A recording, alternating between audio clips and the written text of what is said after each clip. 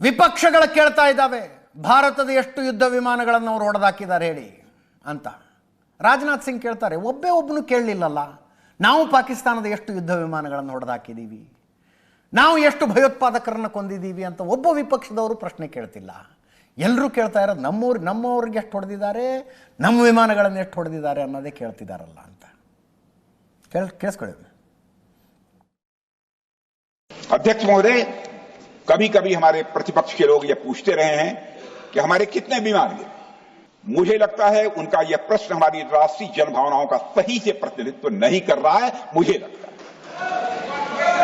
उन्होंने एक बार भी हमसे यह नहीं पूछा कि हमारी सेनाओं ने दुश्मन के कितने विमान मार गिराए। यदि उन्हें प्रश्न पूछना ही है अध्यक्ष महोदय, तो उनका प्रश्न यह होना चाहिए, क्या भारत ने आतंकवादी ठिकानों को तबाह किया? तो उसका उत्तर है हां।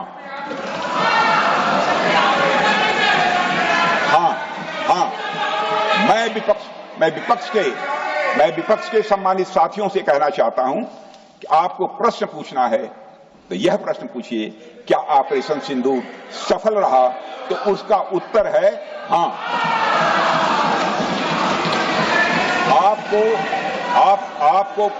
आपको प्रश्न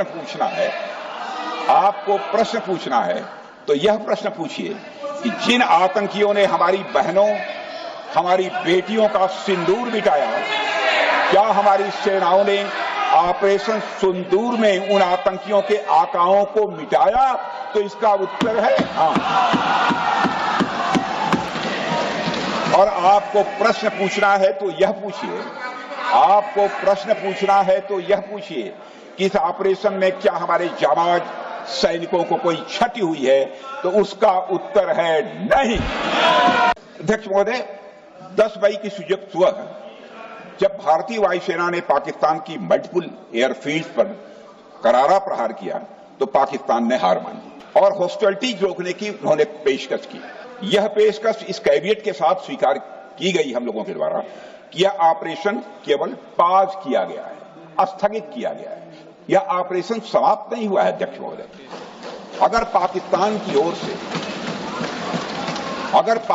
की ओर से भविष्य में कोई भी मिस एडवेंचर हुआ तो यह ऑपरेशन, अध्यक्ष महोदय, मैं सदन को आश्वस्त करना चाहता हूं, दोबारा प्रारंभ हो।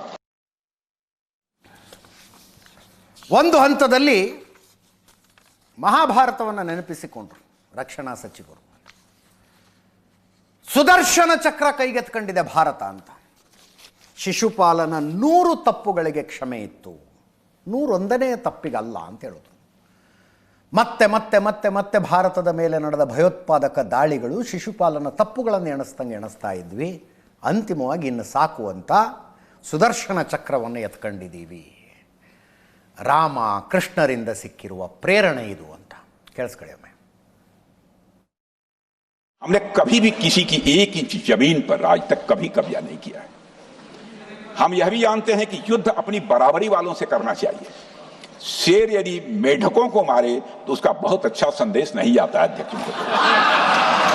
और अध्यक्ष महोदय, हमारे देश की सेना शेर है। अध्यक्ष महोदय, पाकिस्तान जैसा देश जो साइज, सामर्थ्य, शक्ति और समृद्धि में हमारे आसपास भी नहीं है, उस मुल्क से कैसा मुकाबला? हमारा पाकिस्तान विरोध उनकी आतंकवाद की नीति के कारण है, इसलिए पाकिस्तान से हमारा विरोध है। अध्यक्ष महोदय, हम अगर शांति की आशा के लिए हाथ बढ़ाना जानते हैं तो अशांति फैलाने वाले हाथों को उखाड़ना भी जानते हैं। अध्यक्ष महोदय, अगर शांति के प्रयास करना हम जानते हैं तो दुष्टों को जो भाषा समझ में आए उसी भाषा में समझाना भी जानते हैं। सठे साक्ष्यम समाचरे, अर्थात दुष्ट के साथ दुष्टता का ही व्यवहार करना पड़ता है कभी कभी। अध्यक्ष महोदय, हमने भगवान कृष्ण से सीखा है कि शिशुपाल की 100 गलतियां माफ की जा सकती हैं, पर अंत में धर्म की रक्षा के लिए सुदर्शन चक्र उठाना ही पड़ता है। हमने पार्लियामेंट का अटैक सहा है अध्यक्ष महोदय, 2008 का मुंबई अटैक सहा है, झेला है, लेकिन अब हमने कह दिया है इनफ इज इनफ। अब हमने सुदर्शन चक्र उठा लिया है अध्यक्ष महोदय। अध्यक्ष महोदय, हमारी प्रवृत्ति भगवान राम और भगवान कृष्ण से प्रेरित है, जो हमें शौर्य भी सिखाती है और धैर्य भी सिखाती है। इस सीख का अध्यक्ष महोदय, इस सीख का हम प्रधानमंत्री नरेंद्र मोदी जी के नेतृत्व में हमारी विदेश और अपनी रक्षा नीति में सीधा प्रयोग कर रहे हैं।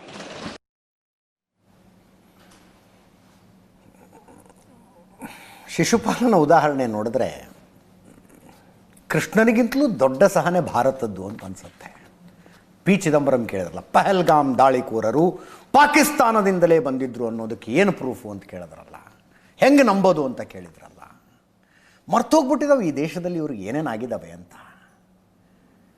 ಯಾವ ಭಯೋತ್ಪಾದಕ ದಾಳಿಯೂ ಚಿಕ್ಕದಲ್ಲ. ಆ ವಿಷಯದಲ್ಲಿ ಎರಡನೇ ಮಾತೇ ಇಟ್ಕೋಬೇಡಿ.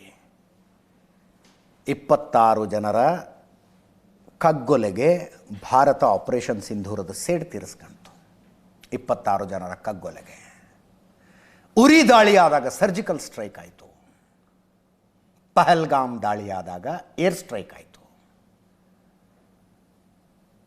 ನನ್ನ ಹತ್ರ ಒಂದು ಪಟ್ಟಿ ಇದೆ ರೀ ಈ ದೇಶದಲ್ಲಿ, ಅಂದರೆ ಹೆಚ್ಚು ಜನ ಸತ್ತು ಹೋಗಿರುವ ಭಯೋತ್ಪಾದಕ ದಾಳಿಗಳು ಯಾವ್ಯಾವುದು ಅನ್ನೋದರ ಪಟ್ಟಿ ಇದೆ ನನ್ನ ಹತ್ರ. ಏನು ಮಾಡಿದ್ವಿ ಅವಾಗೆಲ್ಲ ನಾವು? What did we do as a nation? ಒಂದು ದೇಶವಾಗಿ ಏನು ಮಾಡಿದ್ವಿ ನಾವು? ಸ್ಟ್ರಾಟಜಿಕಲ್ ರಿಸ್ಟ್ರೇನ್ ಅನ್ನುವ ಅಸಹ್ಯಕರ ಶಬ್ದವೊಂದನ್ನು ಇಟ್ಕೊಂಡಿತ್ತು Bharat. What is strategical restraint? ಭಾರತದಲ್ಲಿ ಭಯೋತ್ಪಾದಕ ದಾಳಿ ಆಗಬಹುದು, ಆದರೆ ಅದಕ್ಕೆ ನಾವೇನು ಮಿಲಿಟರಿ ಉತ್ತರ ಕೊಡೋದಿಲ್ಲ. ಭಯೋತ್ಪಾದಕರು ಬರ್ತಾರೆ, ಬಾಂಬ್ ಹಾಕ್ತಾರೆ, ಹೋಗ್ತಾರಪ್ಪ. ಅದಕ್ಕೆ ಮಿಲಿಟರಿ ಉತ್ತರ ಅಂದರೆ ಆಪರೇಷನ್ ಸಿಂಧೂರ್ ಥರದ ಉತ್ತರ, ಅವುಗಳನ್ನು ಕೊಡ್ತಾ ಕೂತ್ಕೊಂಡ್ರೆ ಭಾರತದ ಅಭಿವೃದ್ಧಿಯ ಹಾದಿಯಲ್ಲಿ ಅಡೆತಡೆ ಆಗುತ್ತೆ ಅನ್ನುವ ಲಾಜಿಕ್ ಒಂದನ್ನು ಹಿಡ್ಕೊಂಬಂದಿದ್ರು. ಲಾಜಿಕ್ಕನ್ನು 11 ಜುಲೈ 2006 ಮುಂಬೈನಲ್ಲಿ 7 ಟ್ರೇನ್ಗಳಲ್ಲಿ ಬಾಂಬ್ ಬಿಟ್ಟಾಗ 209 ಜನ ಸತ್ತು ಹೋದರು. 209 ಜನ ಒಂದೇ ದಿವಸ, ಒಂದೇ ಸಲಕ್ಕಾದ 7 ಬಾಂಬ್ ದಾಳಿಗಳಲ್ಲಿ. ಏನು ಉತ್ತರ ಕೊಡ್ತು ಭಾರತ ಇದಕ್ಕೆ? ಏನು ಉತ್ತರ ಕೊಡ್ತು? 26/11 ಅಟ್ಯಾಕ್, 171 ಜನ ಸತ್ತು ಹೋದರು ಅದೇ ಮುಂಬೈಯಲ್ಲಿ 2 ವರ್ಷಗಳ ಅಂತರದಲ್ಲಿ. ಏನು ಉತ್ತರ ಕೊಡ್ತು ಭಾರತ ಇದಕ್ಕೆ? ಇಂಡಿಯನ್ ಏರ್ಫೋರ್ಸ್ ಬಂದು ಹೇಳುತ್ರಿ, ನಾವು ರೆಡಿ ಇದ್ದೀವಿ, ಭಾರತದ ಗಡಿಗೆ ತಾಗಿಕೊಂಡು ಪಾಕಿಸ್ತಾನದಲ್ಲಿ ಭಯೋತ್ಪಾದಕರ ಲಾಂಚಿಂಗ್ ಪ್ಯಾಡ್ಗಳು ಯಾವ್ಯಾವ ಇದ್ದಾವೆ ಎಲ್ಲ ಲಿಸ್ಟ್ ಇದ್ದಾವೆ, ನೀವು ಹ್ಞೂ ಅನ್ನಿ ನಾವು ದಾಳಿ ಮಾಡ್ತೀವಿ ಅಂದರೆ ನೋ ಅಂದರು ಆವಾಗ ಆಳ್ತಾ ಇದ್ದವರು. ಅಧಿಕೃತವಾಗಿ ಸರ್ಕಾರದ ಮುಂದೆ ಏರ್ಫೋರ್ಸ್ನಿಂದ ಬಂದಂಥ ಪ್ರಪೋಸಲ್ ಎತ್ತಿ ಪಕ್ಕಕ್ಕೆ ಇಟ್ಟುಬಿಟ್ರಿ. ದೇಶಕ್ಕೊಂದು ಉತ್ತರ ಕೊಡಬೇಕು ಅನ್ಸೋದಿಲ್ವಾ? ಪಹಲ್ಗಾಮ್ ದಾಳಿಕೋರ ಪಾಕಿಸ್ತಾನದವನು ಹೌದು ಅಲ್ಲೋ ಅನ್ನೋದಕ್ಕೆ ಪ್ರೂಫ್ ಬೇಕಾ ನಿಮಗೆ?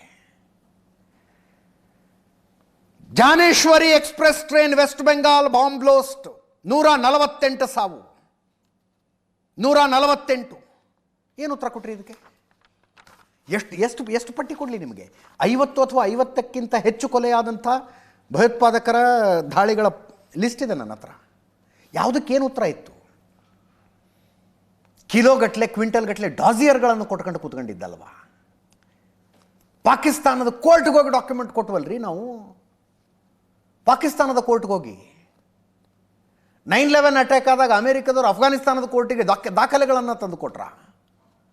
ನಿಮ್ಮಲ್ಲಿರುವ ಅಲ್ ಖಾಯ್ದಾ ಸಂಘಟನೆ, ನಿಮ್ಮಲ್ಲಿರುವ ಒಸಾಮಾ ಬಿನ್ ಲಾಡನ್ ಹಿಂಗೆ ಮಾಡ್ತಾ ಇದ್ದಾನೆ ನೋಡಿ ಅಂತ ಅಫ್ಘಾನಿಸ್ತಾನದ ಕೋರ್ಟಿಗೆ ದಾಖಲೆಗಳನ್ನು ತಂದು ಕೊಟ್ರ ಅವರು. 2023 ಅಕ್ಟೋಬರ್ 7 ಅಟ್ಯಾಕು, ಹಮಾಸ್ ಭಯೋತ್ಪಾದಕ ಸಂಘಟನೆ ಅಟ್ಯಾಕ್ ಮಾಡಿದಾಗ ಗಾಜಾ ಸ್ಟ್ರಿಪ್ ಒಳಗೆ ಇಸ್ರೇಲ್ನವ್ರು ದಾಖಲೆಗಳನ್ನು ಹಿಡ್ಕೊಂಡು ಹೋದ್ರ. ಅರೆ, ತನ್ನ ಮೇಲೆ ನಡೆದ ಪ್ರತಿ ಭಯೋತ್ಪಾದಕ ದಾಳಿಯು ನನ್ನ ಮೇಲೆ ಯುದ್ಧ ಘೋಷಿಸಿದಂತೆ ಅನ್ನುವ ತೀರ್ಮಾನಕ್ಕೆ ಈ ದೇಶ ಅಂತೂ ಇಂತೂ ಬಂದು ತಲುಪಿದೆ. ಅದರಲ್ಲಿ ಪೊಲಿಟಿಕ್ಸ್ ಮಾಡೋದು ಬೇಡ. ಯಾವತ್ತೂ ಈ ಸ್ಥಿತಿಗೆ ಬರಬೇಕಾಗಿದ್ದ ದೇಶ ಇವತ್ತು ಬಂದಿದೆ. ಇವತ್ತು ಗೌರವ್ ಗೊಗೊಯ್ ಕಾಂಗ್ರೆಸ್ಸಿನ ಸಂಸದರು ಲೋಕಸಭೆಯಲ್ಲಿದ್ದು,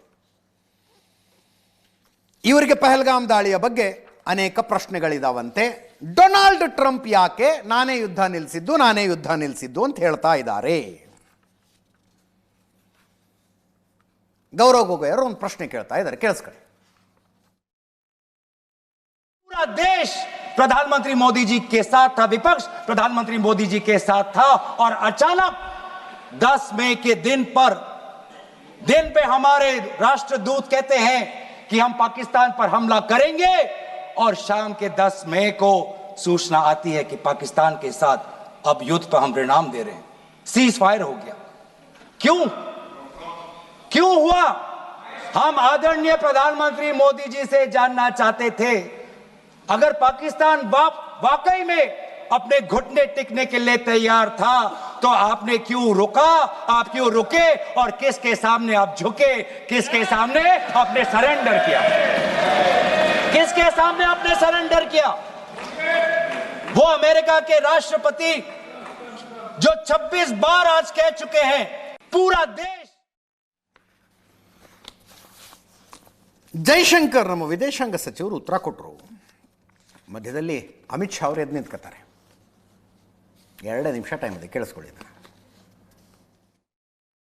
On the 10th of May, we received phone calls sharing the impression of other countries that Pakistan was ready to cease the fighting. Our position was, if Pakistan was ready, we needed to get this as a request from the Pakistani side through the DGMO channel. That is exactly how that request came. Now, I want to make 2 things very clear, sir.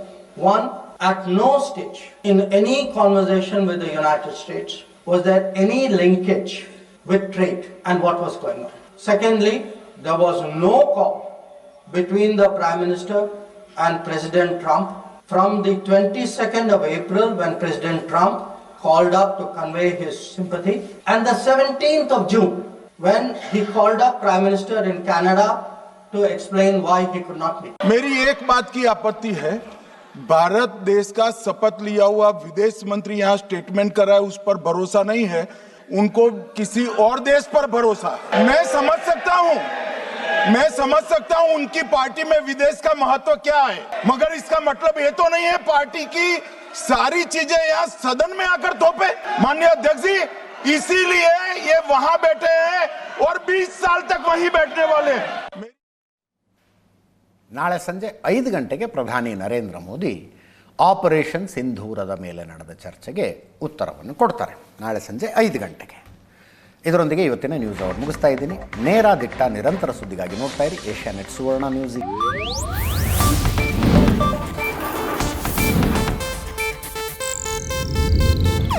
ಇದು Asianet news network ಪ್ರಸ್ತುತಿ.